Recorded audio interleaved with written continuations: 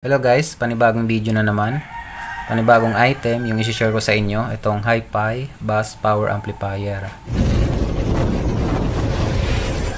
Mura lang to, 300 plus kasama na shipping fee.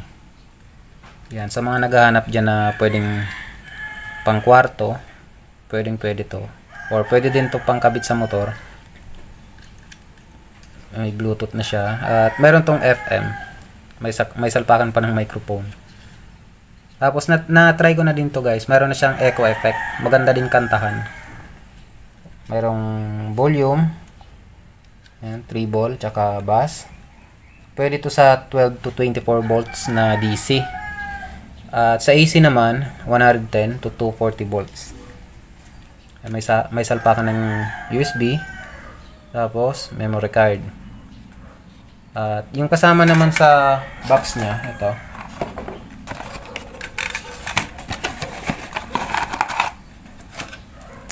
Ito pala yung remote. Yan. Ito yung para sa kuryente, 220 volts. Ito nyo lang sa salpak. Yan.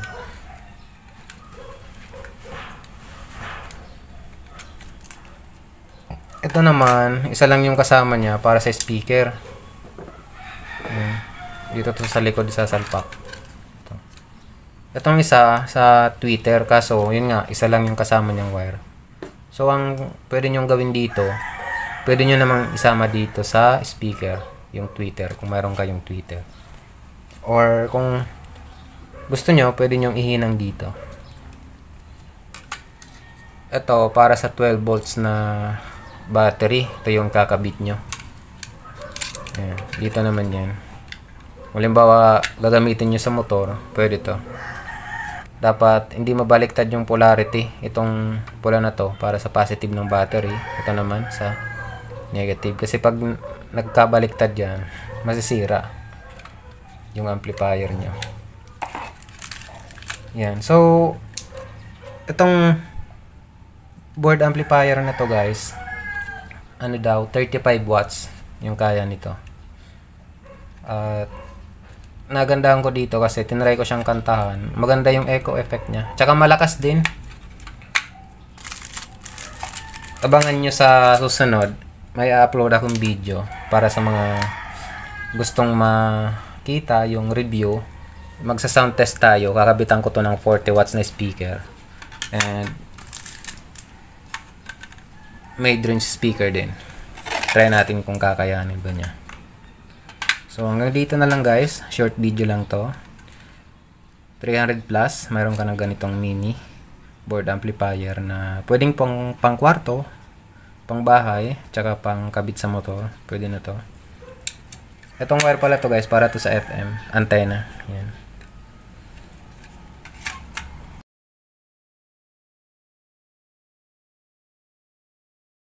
So dumating na guys yung order ko sa Lazada na amplifier. So, nag-order ako nito kasi ang mura. Naka-sale siya. 1,1, dalawa na. So, positive naman yung mga reviews. I-try natin.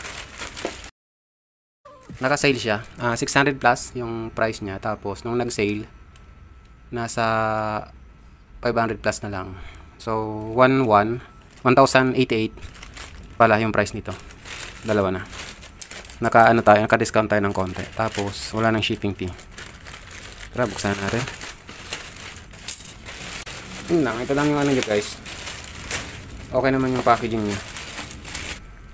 So madilim kasi sa loob ng bahay, kaya dito ako sa labas. Dito natin titingnan. Yan. Yupi. Wala. Parang ito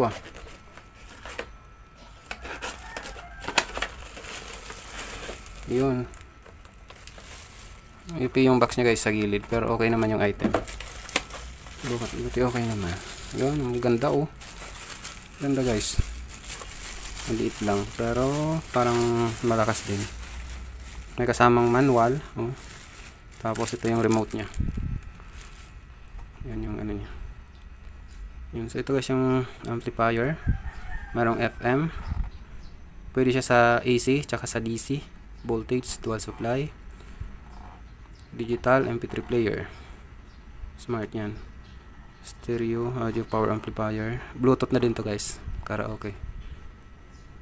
May salpakan ng mic, microphone, microphone 1 and 2. Ito yung volume. Kaya lang walang echo guys. So sa price na 500 plus, napakasulit na nito. Gagawa ako ng video, try natin kung malakas pa to. Sa ngayon, ito muna, quick review and unboxing tayo. Yan, naka-indicate guys sa likod yung ano niya, yung impedance, 4 ohms to 16 ohms. Yan. Ito yung sa left channel, right channel. Yan. 230. Yan, pwede siya sa 12 volts DC, 5 ampere. Yan. Okay sana guys, kaso walang kadyasan ng echo. Diba? Pero okay na din. Diba? O yan guys, legit yung na-order natin sa Lazada na amplifier. Meron kasi akong speaker na 6.5 inches. Ano lang yun, speaker lang. Walang ampli. So magagamit na natin yun. Itong isa, iuwi ko yan sa probinsya or ibebenta. Kasi meron namang amplifier doon. Diba? So yan, legit yung na-order natin sa Lazada. Yung sa manual niya. So hanggang dito na lang guys yung video natin. Ayan.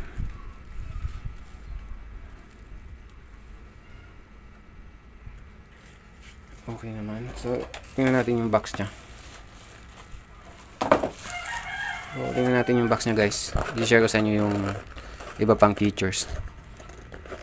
Ayan.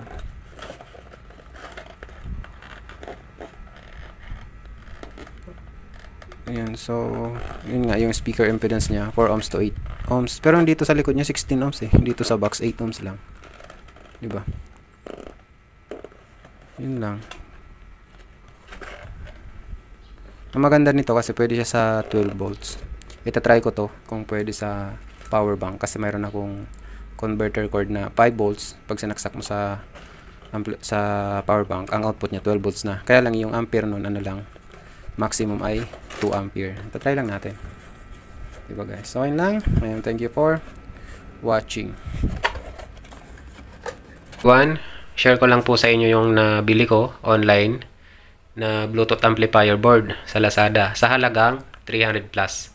Yes, naka-sale po kasi ito nung nabili ko. Kasi yung price nito 400 plus, nung nakita ko naka-sale, tinignan ko agad yung mga reviews. Magaganda naman, kaya napa-order ako kasi nga ang hinahanap ko sa amplifier board bukod sa Bluetooth na may salpakan ng microphone. Yan, pwede nga adjust yung echo, ganun. Pero bago ako bumili nito, tinignan ko muna yung mga reviews tapos yung specification niya. Nagustuhan ko talaga. Kung mapapansin nyo, digital na yan, di ba? Makikita dyan kung yung battery lowbat na, kung nakalagay sa Bluetooth, naka-FM, kasi meron tong FM radio. Kumbaga sa price niya guys na 300 plus, hindi ka nalugi sa ganito. Depende na lang sa quality niya kung magtatagal ba to o siguro depende sa paggamit, di ba? Kaya ang kakabit ko dito ng speaker yung match dito kasi ano to 15 watts yung nominal niya, yung peak power na kaya niyang i-drive ay 30 watts.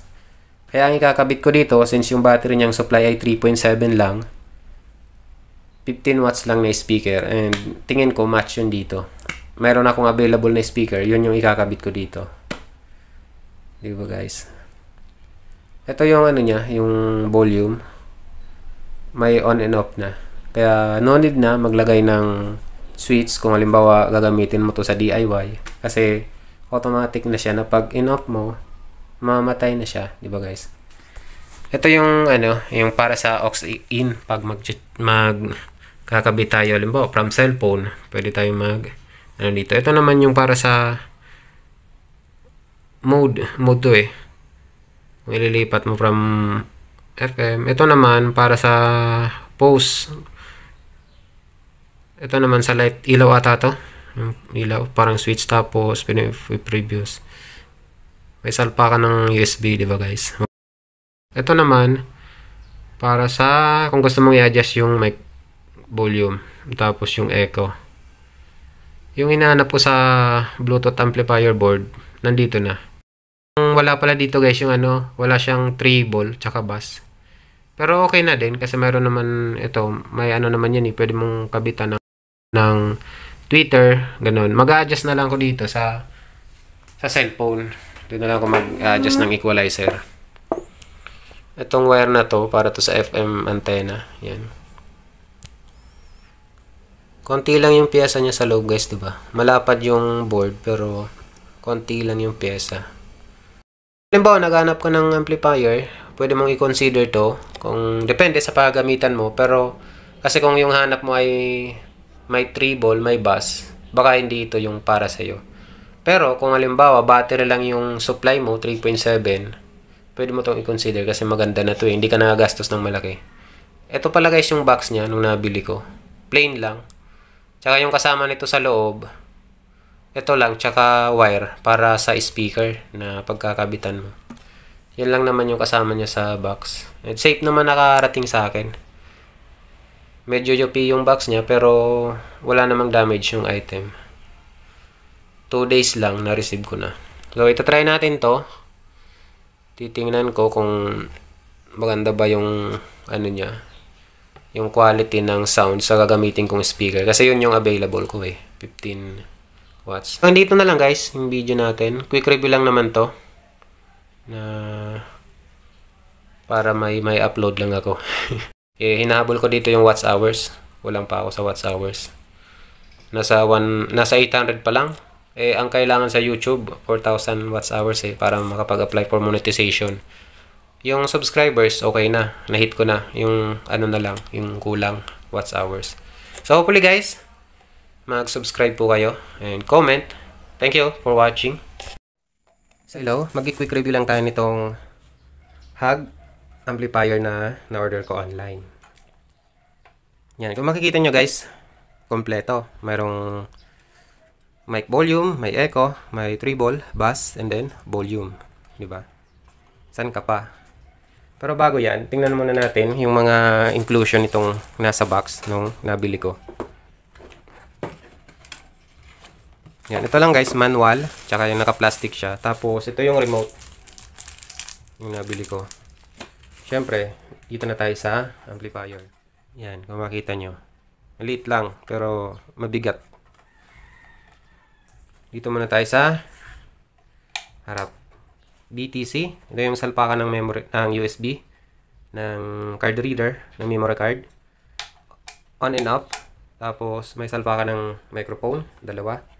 Mic volume, and then ito yung echo. Pwede nyo i-adjust yung echo niya. Tapos treble, bass, volume. Yan.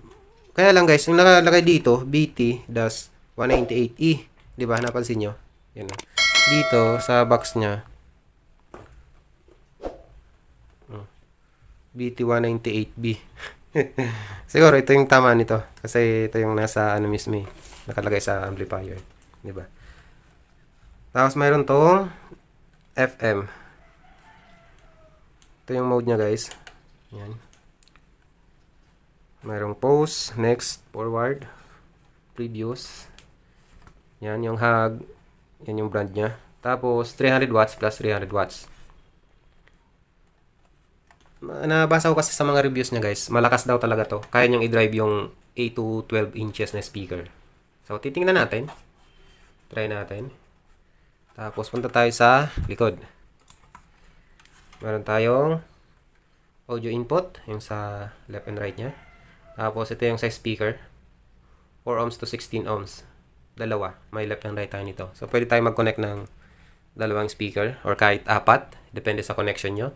Depende sa speaker na gagamitin. Kasi 4, pwede yung i-series or i-parallel diba? Tapos, ito yung sa power input niya, 12 volt.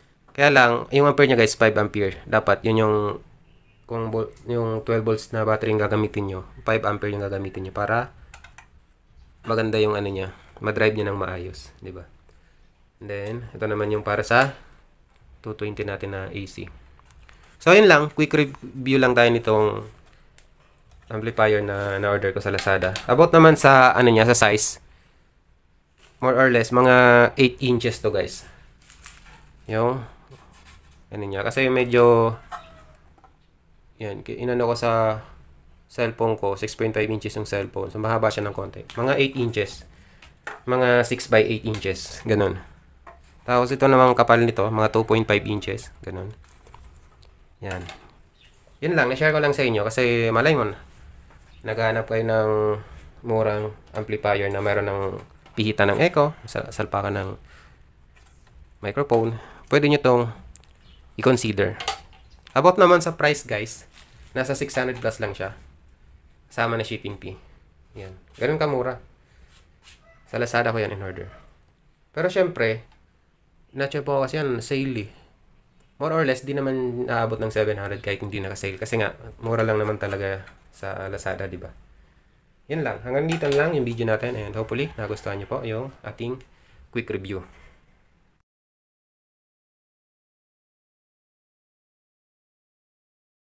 Ko yung mga pros and cons ng ganitong amplifier or D10 Hi-Fi Bass Power Amplifier.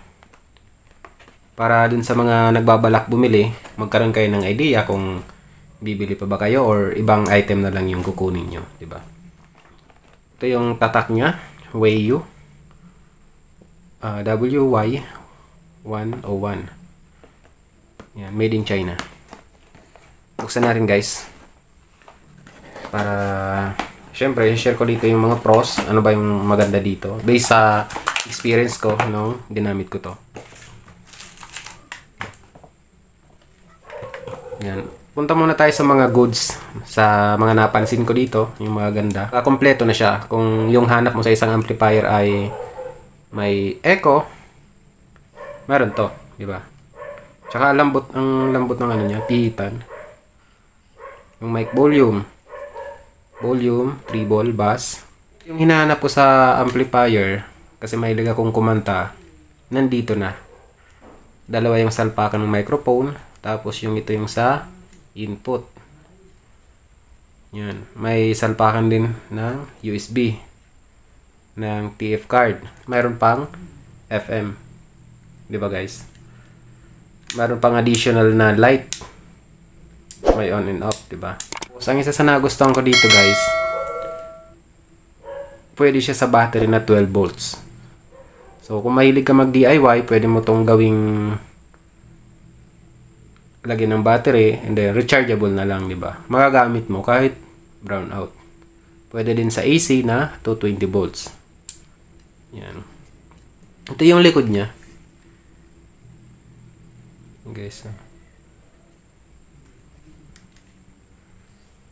Isa pa sa nagustuhan ko dito, guys, yung price, sulit siya sa 489 na price. 500 plus kasama shipping fee.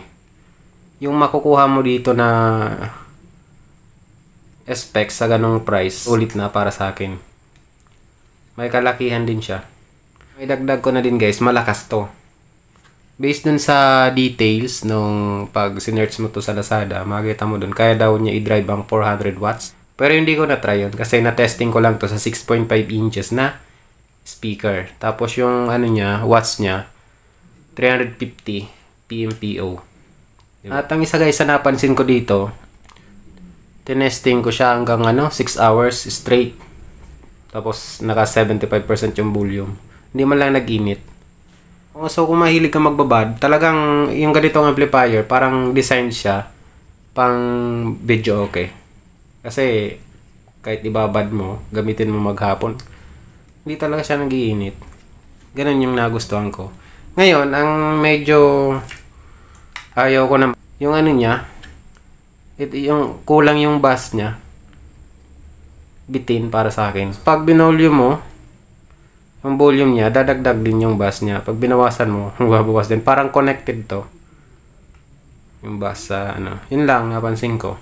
Kumbaga hindi ka nalugi sa ganitong amplifier na mabibili mo lang 489 or sa ibang seller siguro baka mas mura pa. So yun lang, guys, yung para sa akin na pros and cons. Konti lang, yun lang napansin ko. And satisfied naman ako dito sa nabili kong amplifier. So, yun lang. Sana nagustuhan yung simpleng video natin. Thank you sa inyong panonood. Nagustuhan ko dito sa ganitong amplifier. Kasi, bukod sa mura na siya guys, masasabi ko na sulit talaga yung price. Yung ganitong amplifier kasi, malakas din kahit 300 plus lang. Pero yung, kaya niya yung 6.5 inches, kahit nga 8 inches kaya eh. Ngayon, ang nagustuhan ko dito, nagamit ko to ng straight 8 hours. Gamit yung supply na 220 volts. Hindi man lang uminit. 8 hours straight. Ganda din. Tapos dalawa na yung salpakan ng microphone niya. 'Di ba? Tapos pwede tayo dito magkabit ng tweeter tsaka woofer. Yan. Mga ganitong amplifier kasi okay na yung woofer tsaka tweeter. Pwedeng dalawang speaker na woofer. Kung halimbawa 4 ohms, pwede tayo magkabit dito ng i-series natin. Kung 8 ohms naman, pwedeng dalawa, i-parallel natin. Tapos, nagustuhan ko pa dito. Guys, mayroong volume, 3 volt, tsaka bass. Pwedeng i-adjust. Kung halimbawa, gagamitin mo naman sa motor or